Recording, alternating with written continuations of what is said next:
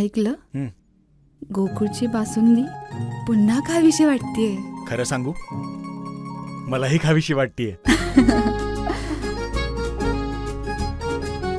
पुन्हा पुन्हा खावीशी वाटणारी गोकुळ बासुंदी.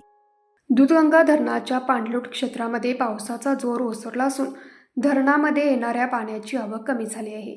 दूधगंगा धरणाच्या सांडव्यावरून असणाऱ्या विसर्गामध्ये घट झाली असून सद्यस्थितीमध्ये सांडव्यावरून 14,000 घनफूट प्रतिसेकंद इतका विसर्ग सुरू आहे. विद्युत निर्मिती केंद्रातून 1500 घनफूट प्रतिसेकंद विसर्ग सुरू आहे. दूधगंगा धरणामधून एकूण 15,500 प्रतिसेकंद इतका विसर्ग दूधगंगा नदीपात्रामध्ये सुरू आहे.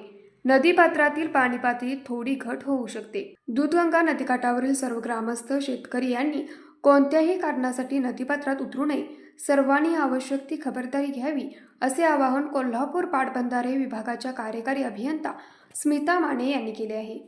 न्यूज मराठी 24 साठी निरंजन पाटील, कोल्हापूर.